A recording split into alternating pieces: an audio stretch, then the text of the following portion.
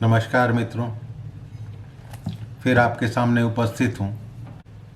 एक वीर और एकावली प्रसंग।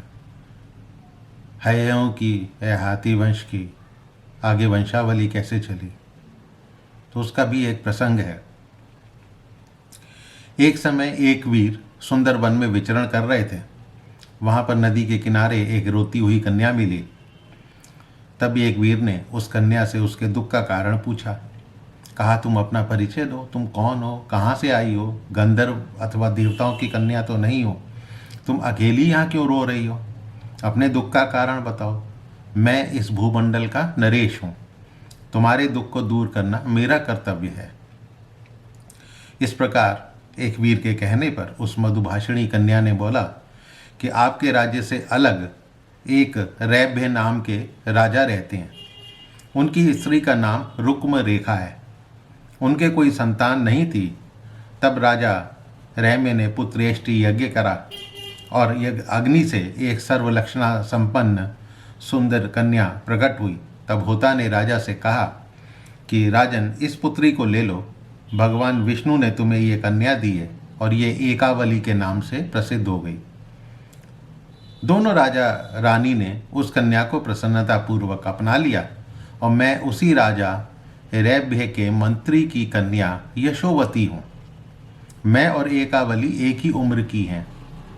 हम दोनों हमेशा साथ ही घूमते फिरते हैं। एकावली को जहाँ सुगंधित कमल दिखाई पड़ते थे वहाँ चली आती थी।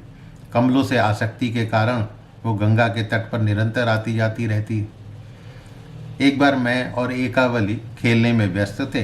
तभी एक प्रचंड दानव कालकेतु वहाँ पर आ पहुँचा और उसकी दुष्ट आंखें एकावली पर गड़ गईं। कालकेतु सभी रक्षकों को युद्ध में मारकर राजकुमारी एकावली को अपने नगर में ले गया। मैं भी उसके साथ साथ चल दी। जब एकावली ने मुझे देखा तो उसमें धैर्य आ गया। कालकेतु ने एकावली के सामने विवाह का प्रस्ताव रखा। तब एकावली ने कहा कि राजकुमार है बड़े भाग्यशाली पुरुष हैं और मेरे पिता ने उन्हीं के साथ मेरा विवाह करा है। मैं भी अपने मन में उन्हीं का वरण करती हूँ। मैं अब दूसरे पति का वरण नहीं कर सकती। कालकेतु फिर भी अपने निश्चय से नहीं डिगा। दोनों ही कालकेतु के हाथों मुक्त नहीं हो सकी।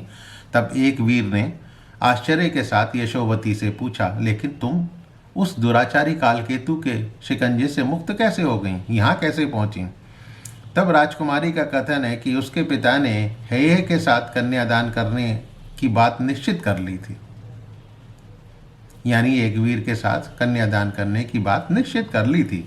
मुझे ये बातें संदेहास्पद एवं अजीब लग रही हैं। मैं ही है हूँ, मैं ही एक वीर हूँ, तो मेरा संदेह दूर करो। मैं कालकेतु को मारकर एकावली को ले भी आऊँगा।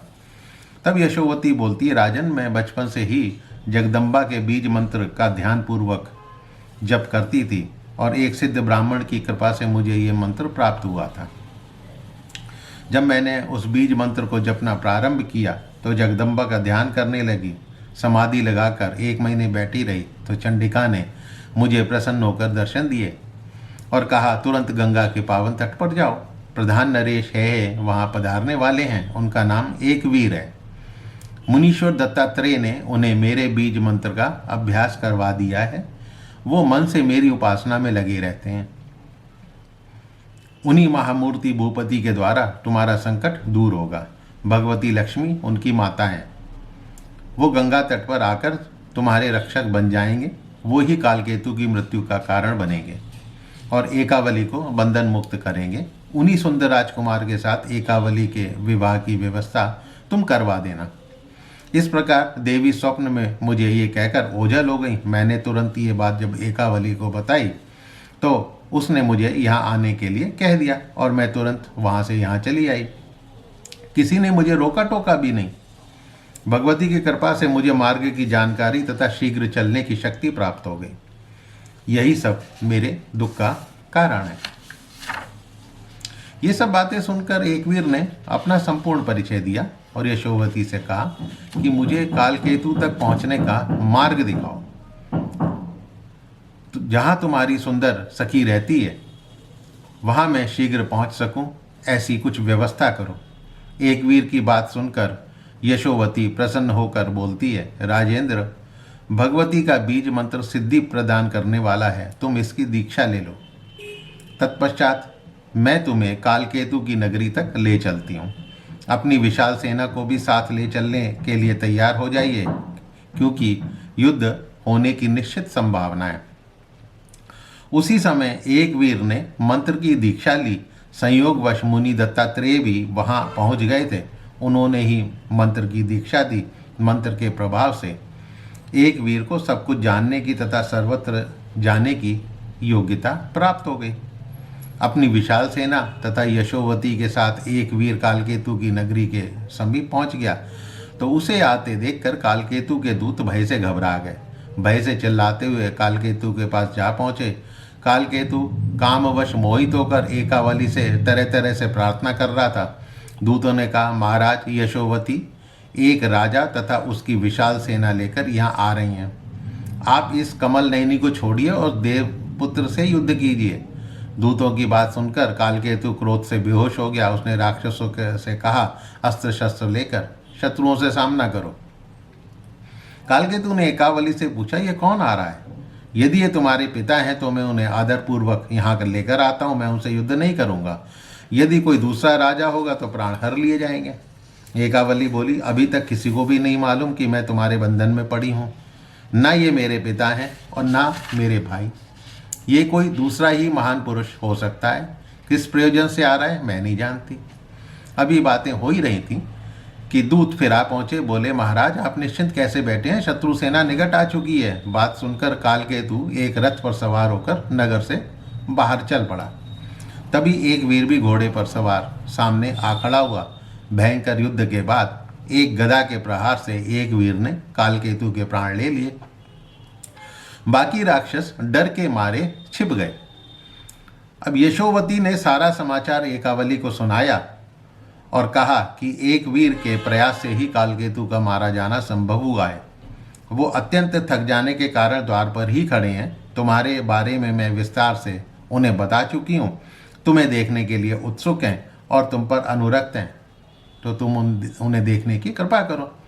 यशोवती की बात सुनकर एकावली के मन में जाने की बात तो पसंद आ गई, लेकिन मन में संकोच करते हुए सोचा कि मैं एक कुमारी कन्या राजकुमार का मुंह कैसे देखूंगी।